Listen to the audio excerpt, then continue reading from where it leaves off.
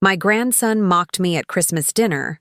I smiled, then canceled his entire college fund. I was standing by the kitchen counter, carving the last slice of honey-glazed ham, when I heard it. My grandson Eric from the other room, letting out a loud laugh. "She probably still uses a flip phone," he said, mocking my voice with exaggerated slowness. "You know, Grandma, stuck in the dinosaur days thinking email is still new. Hold on a moment before we move forward. Let us know where in the world you're watching from. And if you're loving these stories, don't forget to hit subscribe. Tomorrow's episode is going to be absolutely mind-blowing." The others laughed, not just a chuckle, real laughter. Even my daughter, Hannah, who was sitting beside him. She didn't say a word to stop him, didn't correct him. I heard her fork tap lightly against the plate as she sipped her wine and smiled at the joke. No one even glanced toward the kitchen. I stood there holding the knife, the steam from the ham rising in front of my face, trying to ignore the tight pull in my chest. I've hosted Christmas dinner in that house for 23 years. That dining table? I refinished it myself.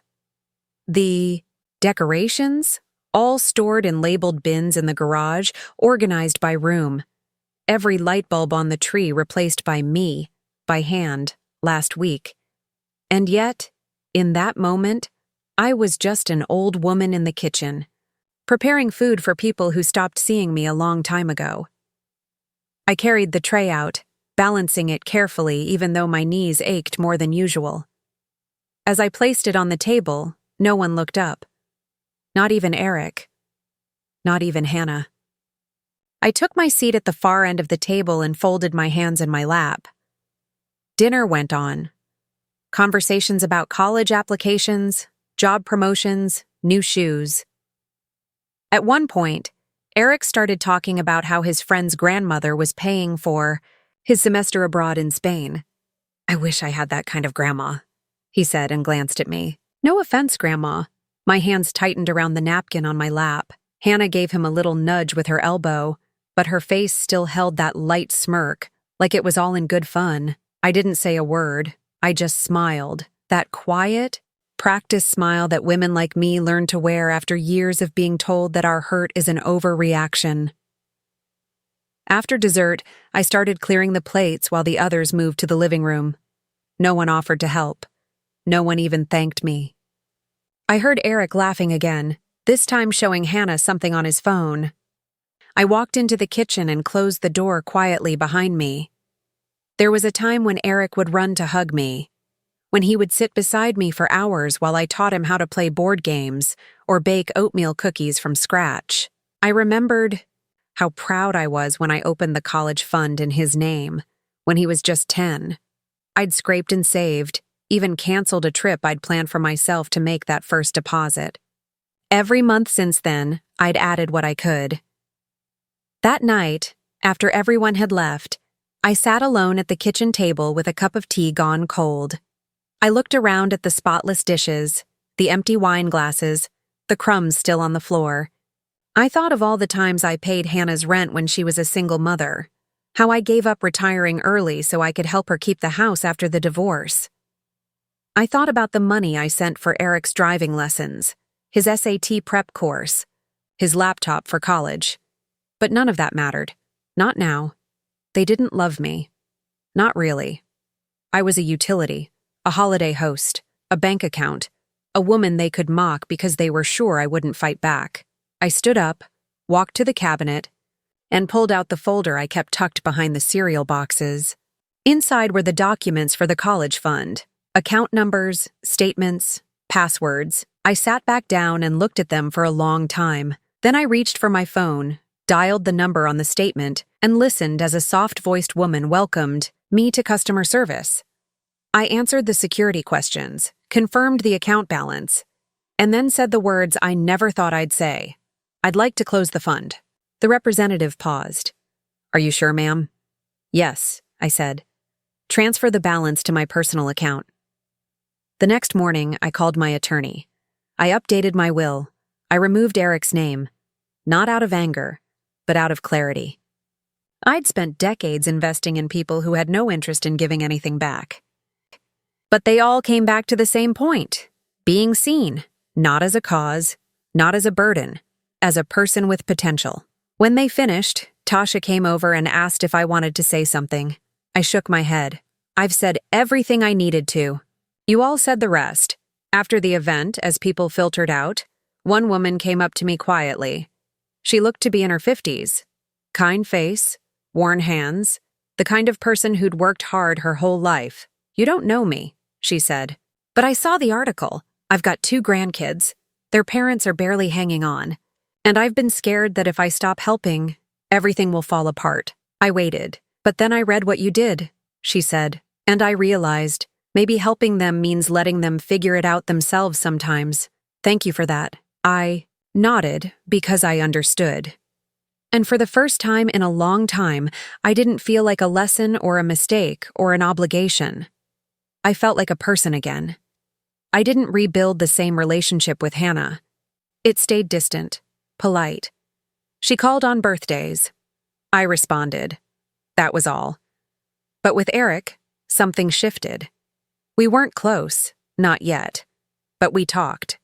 Not about money, about real things. His classes, his volunteer work, the kids he was helping. He didn't ask for anything else, and I didn't offer. I finally understood that love doesn't have to mean unlimited access. Sometimes, love means telling the truth, then letting people do the hard work of changing. And for the ones who do, like Eric, you leave the door open, but not the vault. The neighborhood was quiet, lights on in most of the houses. I thought about how many years I had filled this house with noise, some of it joyful, some of it forced. This year, I didn't have to perform. Around 8 o'clock, the doorbell rang. Wasn't expecting anyone. I opened the door to find Mariah standing on the porch, bundled up in a second-hand winter coat 2 sizes too big. She held out a plate of cookies. "Hi, Miss Margaret," she said, smiling. "I hope this isn't weird." "It's not," I replied, stepping aside. "Come in. You're letting all the heat out." She walked in carefully, her boots still damp. I led her to the kitchen. "I made cookies for the center volunteers," she explained, setting the plate down. "Tasha said you'd be home. I wanted to bring you some. For everything you've done, you didn't have to." "I know," she said, "but I wanted to." I poured us both some tea and we sat at the table. She told me about her final exams, about how she passed them all, about her hopes to apply for transfer to a 4-year university next fall. "Was scared to try," she admitted. "But now, I don't know. I don't feel stuck anymore." That word stayed with me, stuck, because that's how I had felt for years, even if I never said it out loud. Bound to people who saw me as a resource, not a person. Tied to guilt, obligation, routine. Now that I had stepped out of it, I could finally see the difference between giving and being taken for granted. Mariah helped me clean up before she left. She hugged me at the door, not out of politeness, but because she meant it. Then she walked back out into the snow, disappearing around the corner. I went to bed that night with a clean kitchen and a quiet house, and that was enough. In January, I received a formal invitation in the mail, a printed card, gold lettering, on thick white paper. "You are invited to the first annual Margaret Rose Scholarship Dinner." They were holding it at the community center. Casual, not formal, sandwiches, coffee, and a few folding chairs. But it was a celebration for the 3 young women I had helped, for what they had achieved, for what they were building. At the bottom of the card, there was a line written in pen. "We want to make this a yearly thing. You gave us the start. Let us do the rest." I RSVP'd yes. A few weeks before the event, Eric stopped by the house again. He was wearing a jacket I hadn't seen before. Clean, practical, something he clearly bought himself. His hair was shorter, and he looked more serious than I remembered. Less like a boy who expected the world to hand him things. He asked if he could come in. I let him. "I won't stay long," he said. I wanted you to know I got accepted into a full-time program. I saved enough from work to register for the spring semester." I nodded. "That's good, Eric." He looked around the room. The familiar furniture, the framed photos that hadn't changed in years. "I don't blame you," he said quietly, "for doing what you did. I was a jerk. You gave me everything, and I didn't appreciate it." "You didn't," I said, plain. He took the correction without flinching, just nodded. "But I learned from it," he said. "And I'm still learning." I didn't reply right away. I just watched him. Then I asked him if he had a plan after school. "I want to work in education," he said. "Maybe community outreach. I've been helping some kids at the center where I volunteer, just tutoring, but I like it." "Good." He stood to go. "Thanks for hearing me out," he said. "Take care of yourself, Eric." He nodded, then left. I closed the door behind him and sat down at the table. It didn't fix everything. It didn't erase what had been said, but for the first time, it felt like he had understood, on his own, without needing me to clean up the pieces. That mattered more than anything money could have paid for. The night of the scholarship dinner, the center was packed. Families, neighbors, volunteers, people who had come not just to celebrate, but to contribute. There was a jar on the table labeled "Next Year's Scholarship," already half full by the time I arrived. Tasha opened the evening with a short speech. Then she handed the mic to Alina, who stood behind the podium, nervous but steady. "I never thought anyone would bet on me," she said. "Margaret did. That gave me permission to bet on myself." Then Mariah spoke, then Tanisha. Each had something different to say. I didn't know what to say to that, so I just nodded and left. Back at home, I made a list. It was something I hadn't done in years, an old habit from when I used to manage everything for the family. Groceries, appointments, birthdays, bills. I always had a running list on the fridge. This time, the list was for me. Things I've paid for that nobody talks about. Hannah's rent, 2012-2016. Eric's orthodontist. Eric's first car, used but reliable. Utilities for Hannah's apartment during the layoffs.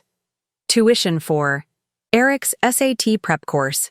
Eric's laptop, flights for holidays, Christmas gifts every year, paid for entirely by me. Groceries, just in case she didn't have time to shop. Emergency repairs when her water heater broke. College. Fund deposits. $500 month for 5 years. I stared at the list for a while. Then I crumpled it and threw it away. I didn't need to keep the proof. I knew what I'd done, and I knew that they knew too. They just didn't want to admit it. That weekend, I invited Tasha and the 3 scholarship recipients to dinner at my house, just the 4 of them. No extra guests, no photographers, just a quiet evening. I made roast chicken, green beans, mashed potatoes, real food. We sat around the table where I'd hosted dozens of holiday meals for people who barely noticed. But this time, the chairs felt full. Mariah told me about her new part-time internship at a youth shelter. Tanisha was excited about a public speaking workshop she'd enrolled in. Alina had just passed a big exam and was preparing for her first clinical rotation. It wasn't just what they were doing. It was the way they spoke about it, with certainty. Like they believed in themselves. After dinner, Alina helped me carry plates to the sink. "You know," she said quietly, "before all this, I thought I'd be working in food service forever. I didn't even think about nursing school seriously. Just didn't seem real. And now?" She smiled. "Now it's not just real. It's mine." I nodded. After they left, I stood in the quiet of the kitchen for a long time. The house wasn't fancy. It wasn't modern. But for the first time in years, it didn't feel heavy. I didn't feel like a background character in someone else's life. I felt like I lived here. A few days later, I got a call from an old neighbor, Margie, from 2 doors down. "Did I see you in the paper?" she asked. I laughed. "Depends which paper." "You're becoming a bit of a legend around here," she said. "And between you and me, good for you. I saw how they treated you. You were always too generous." "I let it happen," I admitted. "Doesn't mean they were right," she replied. "You know what people don't say enough? You don't owe grown children your retirement." That stuck with me for the rest of the day. I used to think that love meant giving. Always. No matter how tired I was, no matter how little I got in return. But maybe love also meant protecting your own dignity. Your own space. Maybe it meant saying no, even when the guilt tried to creep in. Maybe it meant saying, that's enough. That evening, Eric texted again. Eric, I got accepted to a part-time community program. Not my first choice, but it's something. Thought you'd want to know, I replied. I'm glad you're moving forward. Keep going. That was all I said. No extra encouragement. No promises. Just acknowledgement. He responded a few minutes later. Thanks. I will. That was it, and it was enough. The first Christmas after I closed Eric's college fund was the quietest I'd ever spent. No tree, no dinner table full of relatives, no gifts under the couch, just a small artificial tree on top of the sideboard, pre-lit, with the same ornaments I'd used for years. I made myself a simple dinner, roast chicken, potatoes, cranberry from a can, and I ate in silence. It wasn't lonely. It was just different. I had received one text from Hannah earlier that, Week Hannah, we're going out of town for the holidays. Just wanted to say Merry Christmas. That was it. No invitation, no apology. Just a message to check the box. I didn't answer. It was the first time in my adult life I'd let a holiday pass without doing anything for anyone else. No shopping, lists, no meal prep, no calculating how much I could afford to give without leaving myself short, and nothing happened. The world didn't fall apart. I sat by the window after dinner, watching a few snowflakes drift down onto the lawn. I know I messed up. You did. I'm not asking for anything, he added quickly. I'm not here to get the money back. I already deferred my semester. I'm picking up extra hours at the bookstore to cover next term. I raised an eyebrow. That surprised me. I just came because, I don't know. I guess I wanted to say it to your face. We sat down. I offered him water. He asked if he could help in the kitchen. That was a first. Over lunch, he told me more than he ever had, about how hard it was realizing the world didn't owe him anything, about how losing the fund made him see how lucky he'd been, and how many people were out there with nothing. He didn't make excuses. He didn't try to justify anything. When he left, he didn't ask to come back. Just said, thanks for letting me talk. After he walked out, I sat quietly for a while. Then I stood up and washed the dishes, just like I always had. Except this time, the silence felt different. Not lonely, just calm. A few days later, I got a text from Tasha. Mariah got accepted into a mentorship program. She wanted me to tell you she's thinking about law school now, and another. Tanisha's boss is letting her shift schedules work around her classes. First time she's had that kind of flexibility. And one more. Alina passed her first round of clinicals. She said she's never felt more sure about anything. I read those messages while sitting at the edge of my bed, my phone in one hand, my glasses sliding down my nose. And all I could think was, this is what real investment looks like. Not gifts, handed out with no accountability. Not silent sacrifices swept under a rug, but choices made with intention. Outcomes you can actually see.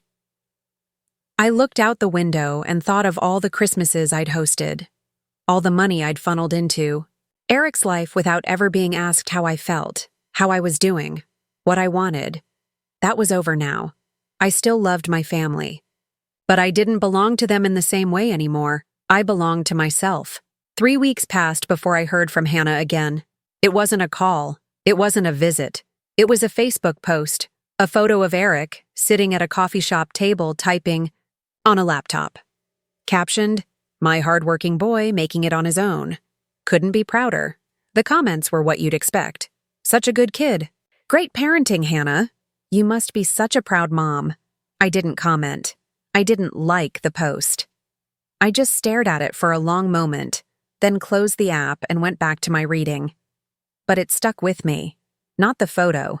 Not even the caption, but the tone underneath it, the performance of it, the need to rewrite the story in a way that made her the victim, and me, the villain who disappeared. Later that day, I got a text. "Hannah, hope you're doing well. Just wanted you to know Eric is taking full responsibility now. No help, just hard work." I didn't answer, because that wasn't what this had ever been about. Not for me. This wasn't about whether Eric worked or didn't. It wasn't about punishing him or teaching him a lesson. It was about being used. For years. And finally stopping. The next morning, I stopped by the community center again.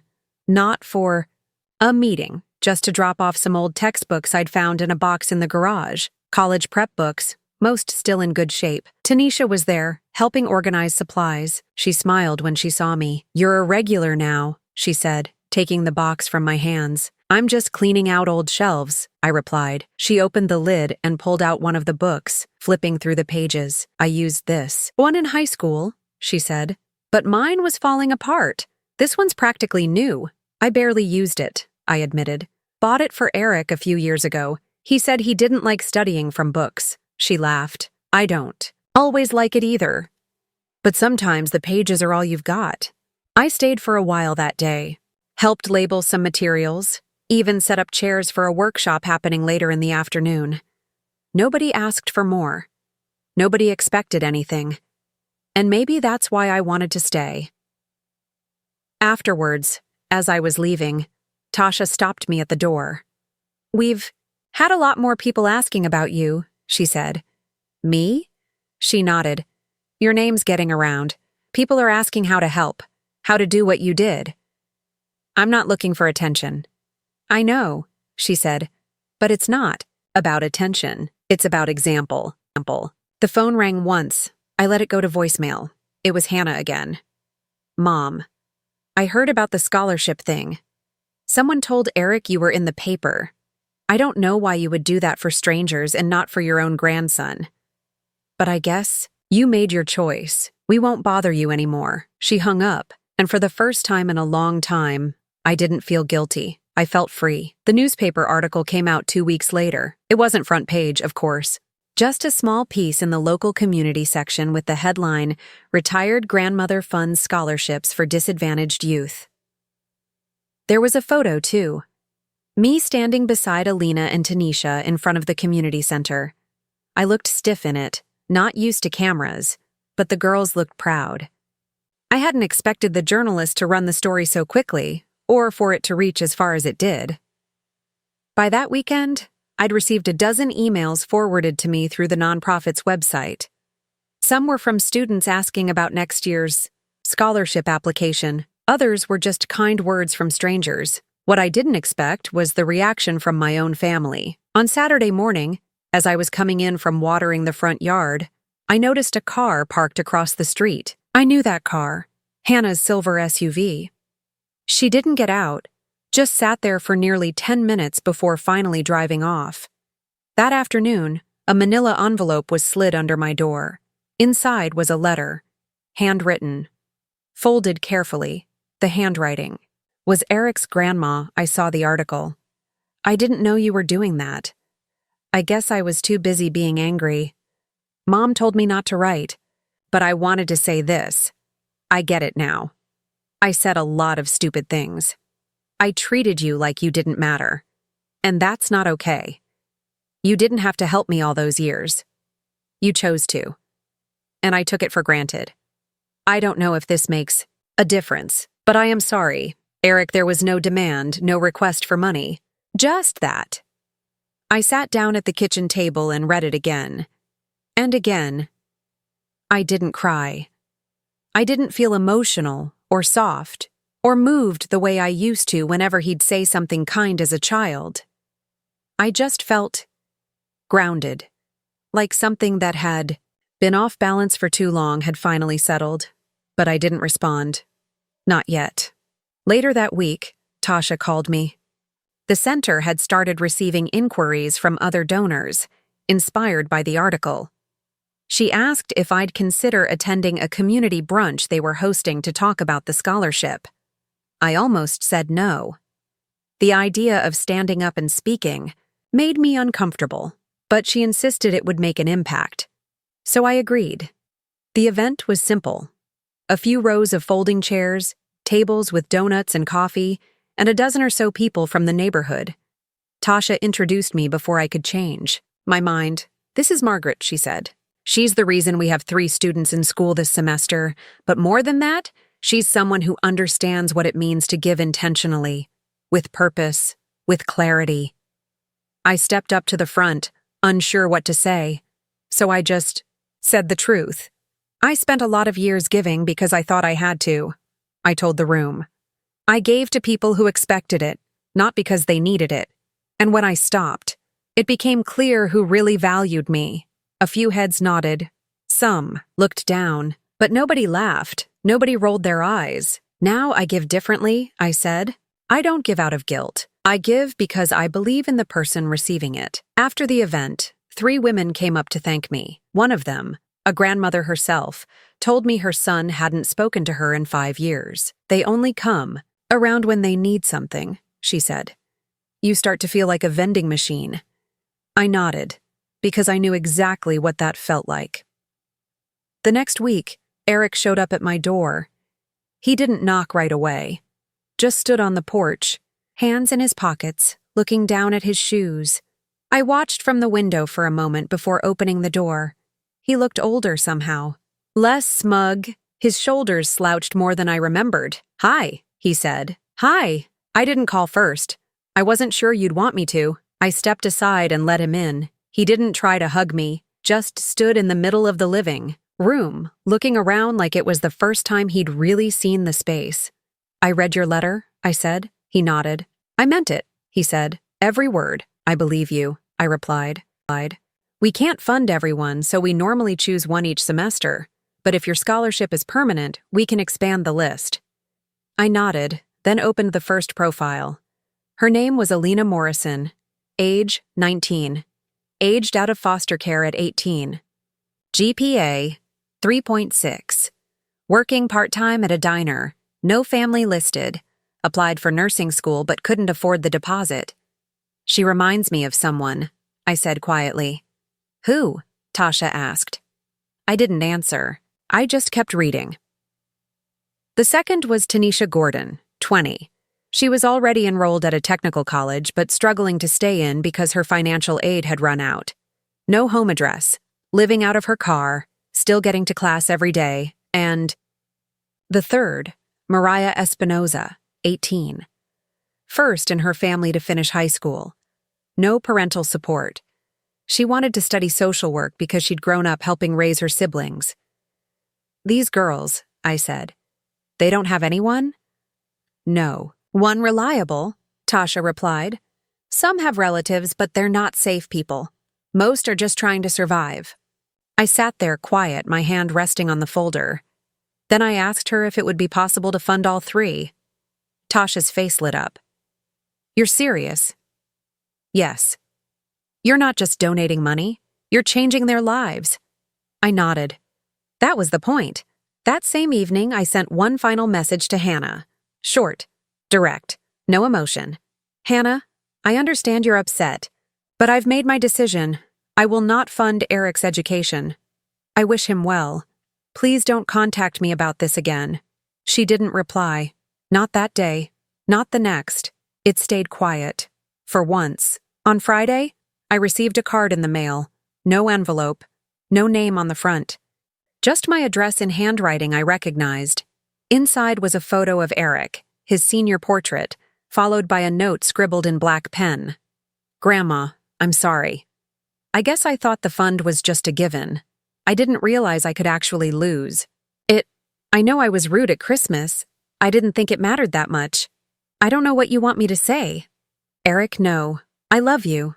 No request to see me. Just a half-hearted note with barely formed regret. I placed the card in the kitchen drawer and shut it without a word. Later that night, I called Tasha and told her I wanted to meet the 3 scholarship recipients in person. Not for recognition.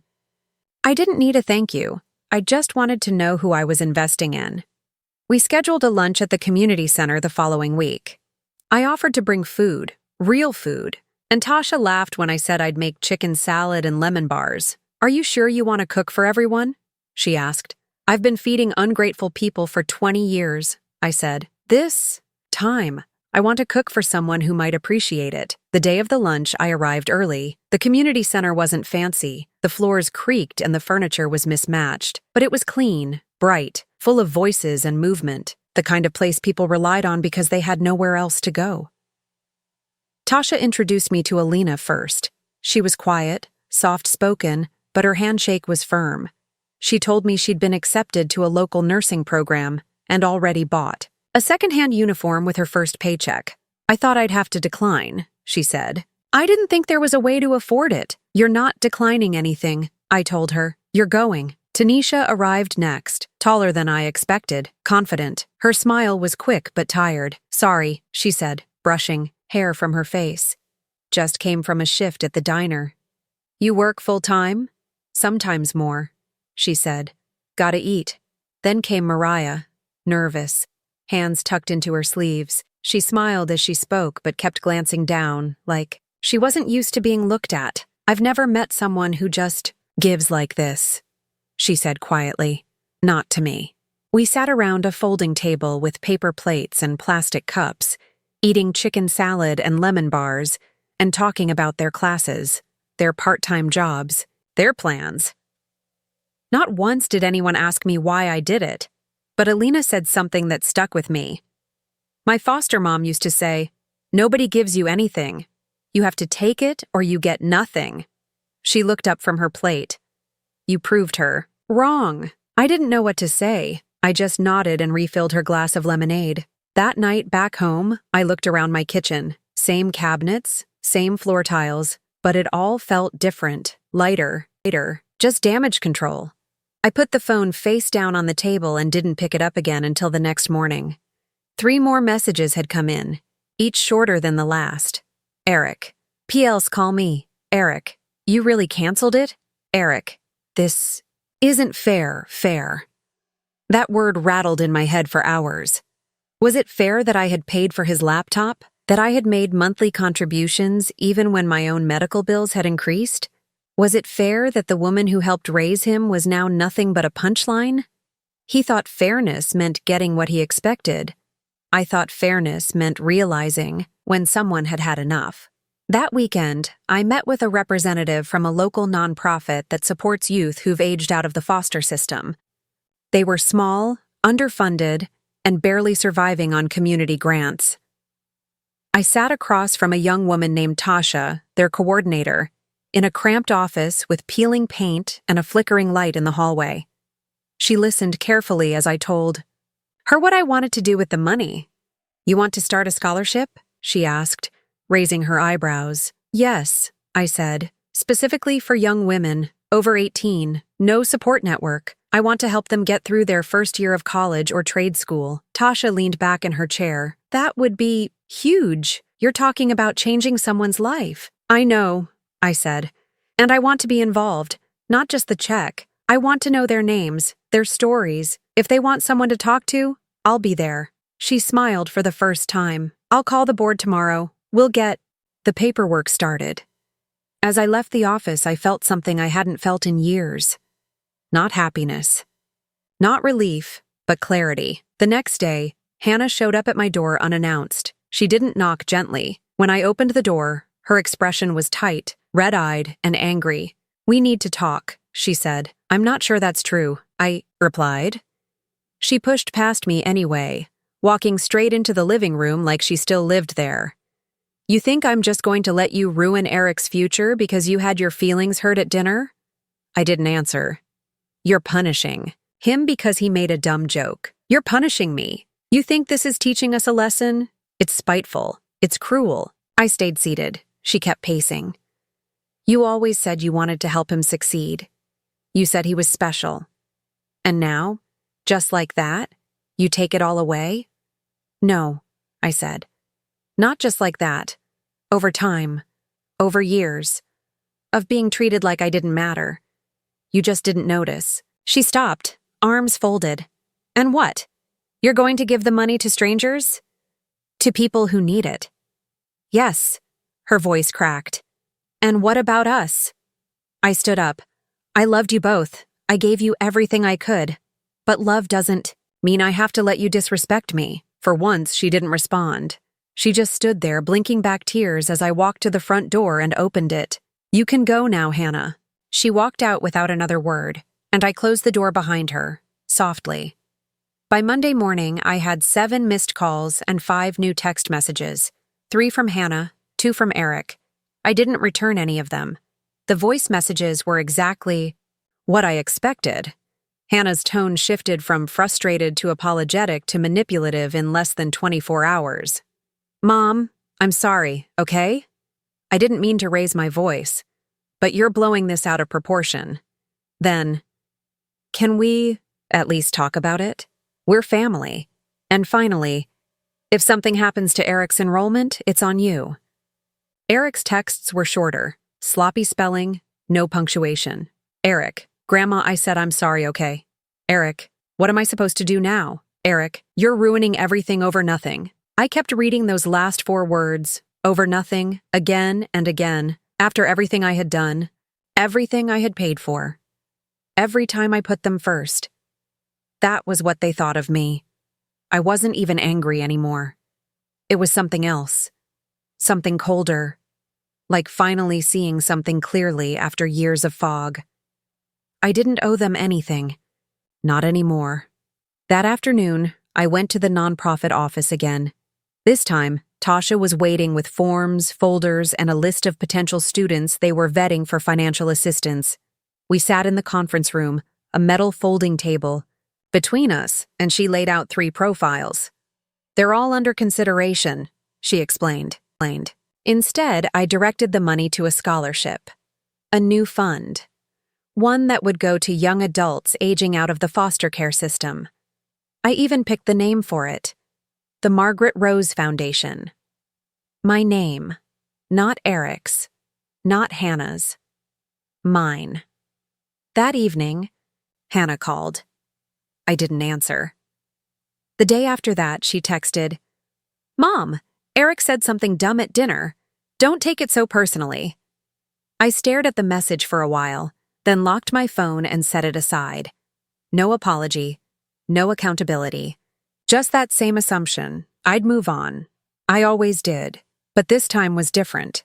This time I had nothing left to prove, and nothing left to give them.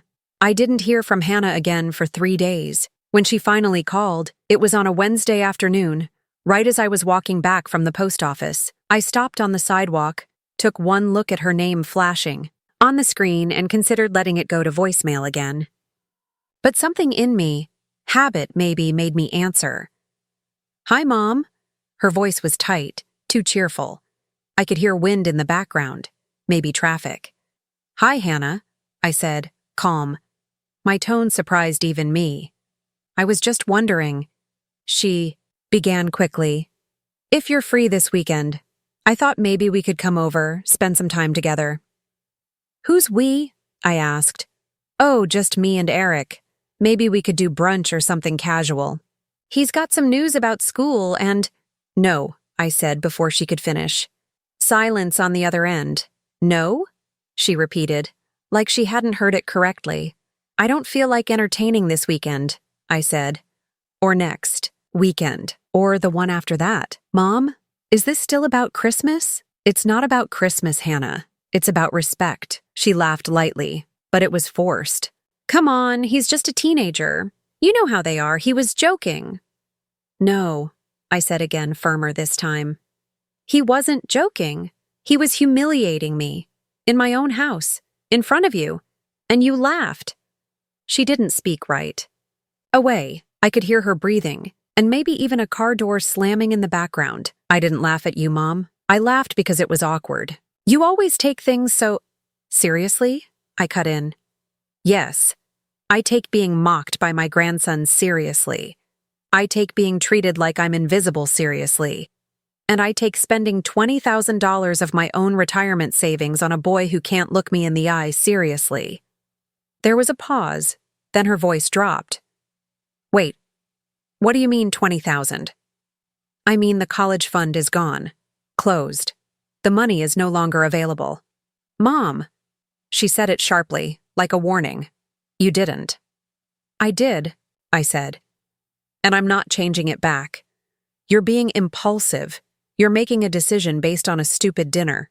That money was mine, Hannah," I said. "It was mine to give, and now it's mine to use differently.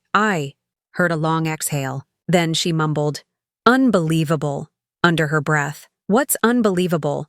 I said, keeping my voice even. "Is how easily you expected me to just keep giving, no matter how I was treated. So what? Now you're just cutting us off? I'm setting boundaries," I said. "You don't have to like them, but you will respect them." She hung up. I didn't feel proud. I didn't feel triumphant. I felt tired. Later that evening, I made myself a cup of tea and sat on the back porch with a blanket over my legs. The cold didn't bother me. I just needed the quiet. My thoughts drifted, as they often did, to the early years, when Hannah was still living in my house, pregnant with Eric. Her ex had disappeared before the baby was even born, and she had come home, desperate and crying, saying she didn't know what else to do. I'd taken her in without hesitation. Set up the guest room, drove her to every appointment, bought the crib, changed diapers, rocked Eric to sleep while she tried to finish community college. I remembered how she used to cry into my shoulder, saying she'd never forget what I was doing for her, how she'd pay me back 100 times over, and I remembered how, slowly, that gratitude had faded, how it had been replaced by expectation, as if helping them once meant I owed them forever. 2 days passed before Eric reached out. It wasn't a call. It was a text message. "Eric. Grandma, can we talk? No punctuation, no greeting, no apology." I didn't answer. An hour later, another message. "Eric. I didn't mean to be rude. Still no, sorry.